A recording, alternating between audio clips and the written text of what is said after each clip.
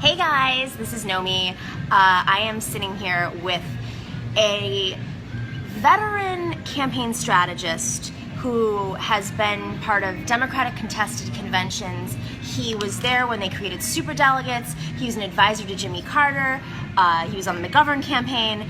You really could not find someone who knows more about Democratic politics and how we got to where we are today. He's known the Clintons since 1972. We are here with veteran campaign strategist Pat Caddell, also former writer for West Wing. Yes. And there he is.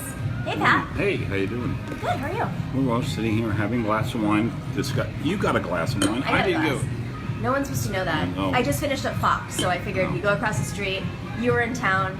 We'd have a talk about what happened at the platform meetings. So, Pat, you really know more than anybody else about conventions and Democratic conventions, and what the platform means and what the rules mean, and you've been very supportive of these reform efforts to reform the superdelegate effort.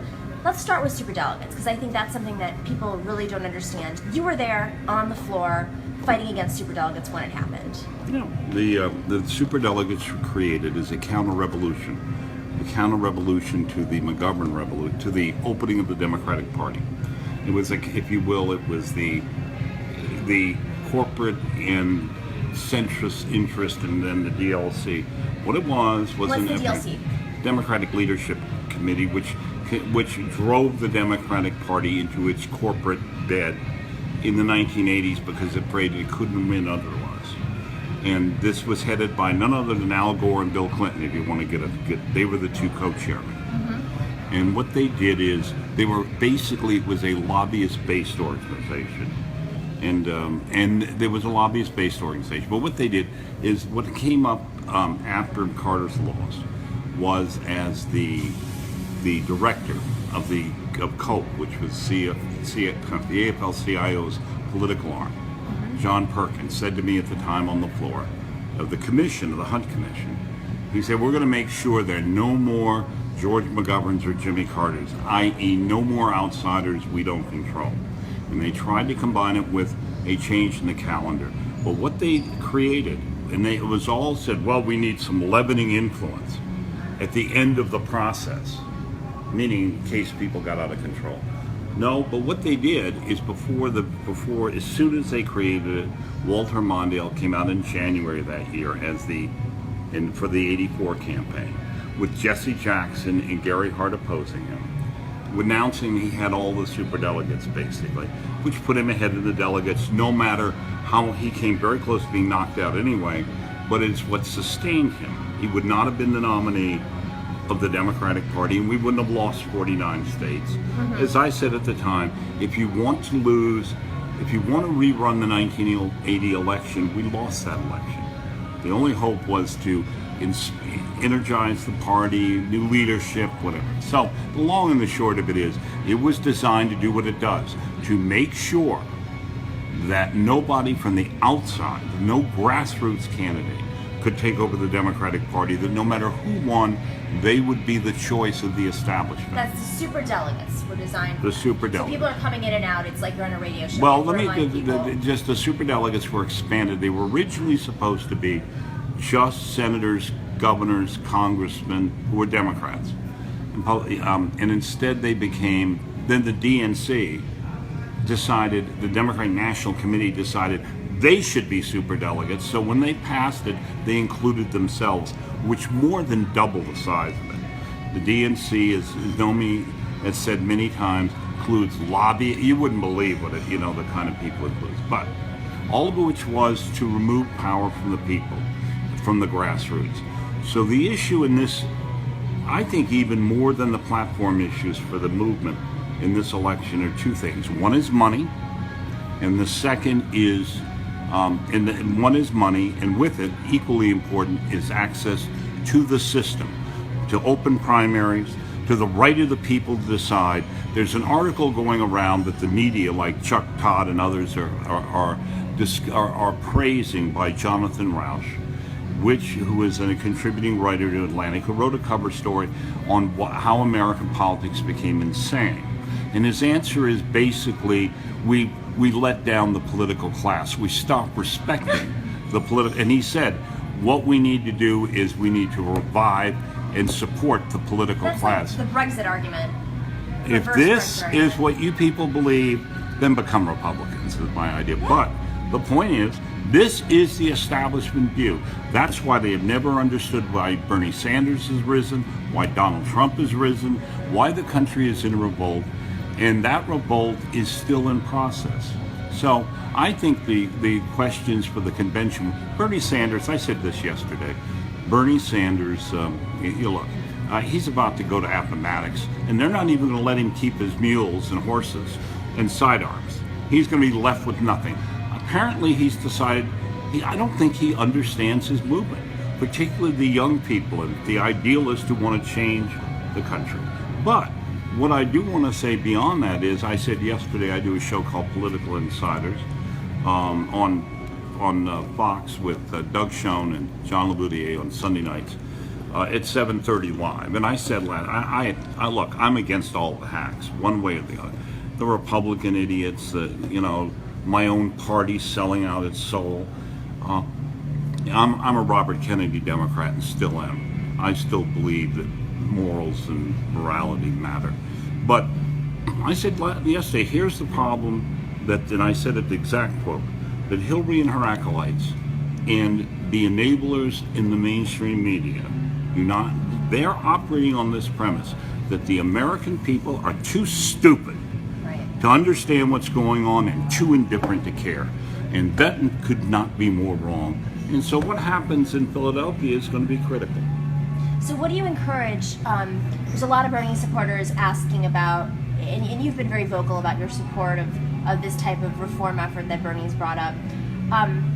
A lot of people don't know what to do now. So Bernie is going to endorse tomorrow, and there's people who are asking about that. It's going to happen. He's released a press release. And people don't know what to do now. Delegates don't know what to do. Do they go to a convention? Do they not? Supporters don't know what to do.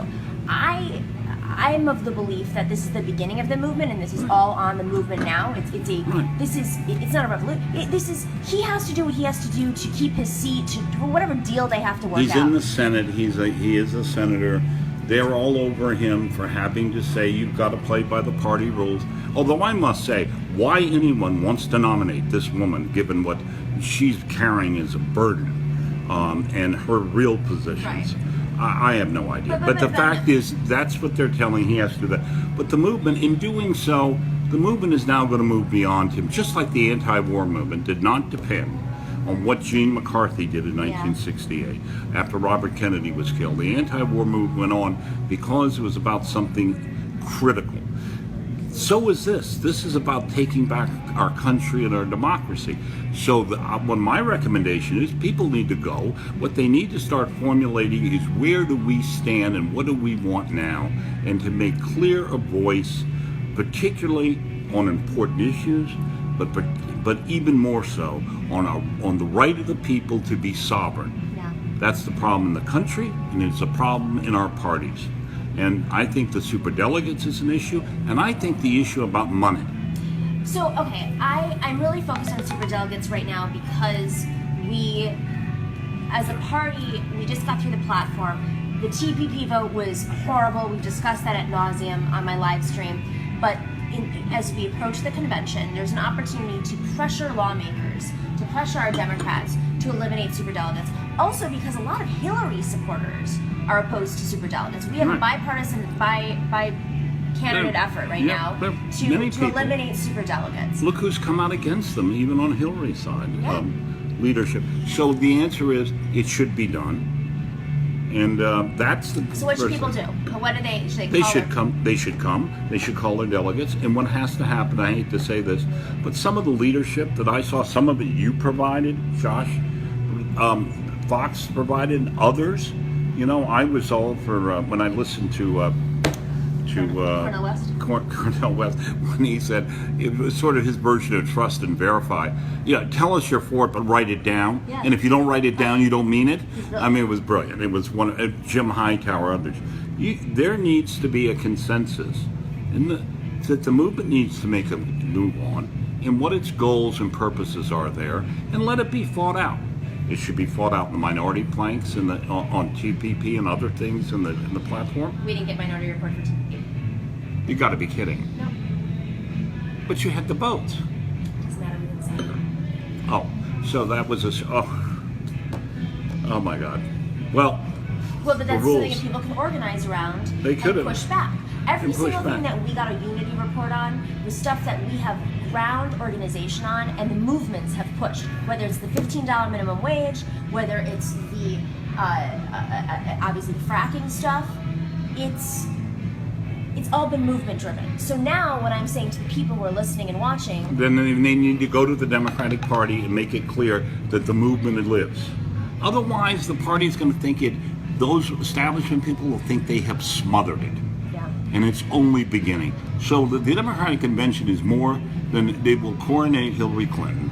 And these people can support her, whatever they want. But the real question is, what are the bigger issues that speak to the future? And that fight needs to be had. what did RFK give us some historical? Robert Kennedy, here's my point. I am so distressed that with all of the activity that is beyond the pale of the Democratic nominee to be, whether in the foundation, his email, everything which is weakening her, that no Democrat of any position will stand up and say, wait a minute, why are we doing this? In 1966, Robert Kennedy, who was Lyndon Johnson and he were not, they were really at odds. They're enemies. They were enemies, to say the least. There was no love lost there. But Robert Kennedy was advised not to come out against the war because it would be made personal. And Robert Kennedy, who had been one of the architects of the Vietnam War, gave one of the most major speeches in which he confessed his own error, and he started on the several-year campaign against the war. There were Democratic senators who risked. Lyndon Johnson was one of the most powerful presidents in history. And they challenged him on that issue, and eventually he was driven out of the presidential race. Because ultimately moral issues mattered. Robert Kennedy's most powerful arguments to us in his last year was about the importance of moral leadership. And we don't hear those voices anymore. Right. Our party has become a total transactional party. And you know what the question the Democratic leadership asks its voters? They don't ask you for your idealism. They don't ask you for your participation. They want, first of all, give us money. And the second thing is, how do we buy you off? You know, what is your price? Yeah. That is what they do. They ask what our price is. Country is tired. What happened this spring, the revolution, and the people willing to finance it changed and should change American politics. It isn't the time to walk away. Bernie Sanders, I hate to say this, the movement is now past him.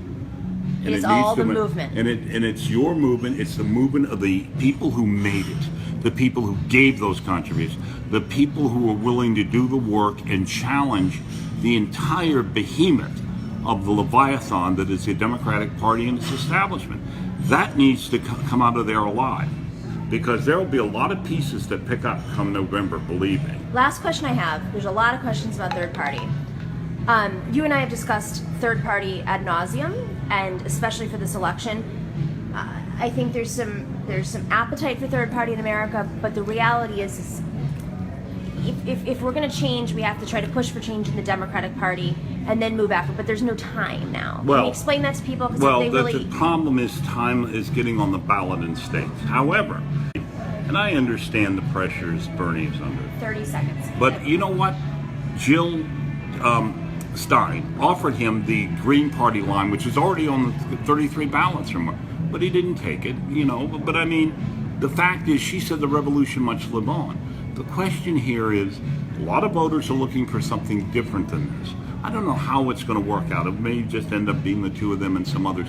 But everyone has to make a moral choice, every one of us. And that is something I'm writing about now, which is, what is the moral choice? And everyone makes it in their own way. But this is not about falling in line for a pre-cooked and pre-baked outcome. Agreed. So I'm so sorry, guys, we have to cut this off short, but we will be talking more about what we're going to do at the convention. Let's say right now. We'll talk more about what we're going to do at the convention soon. Lots to discuss. These live streams have been really great. I'm appreciating all of you guys tuning in, and we'll be back soon. Thanks. Bye.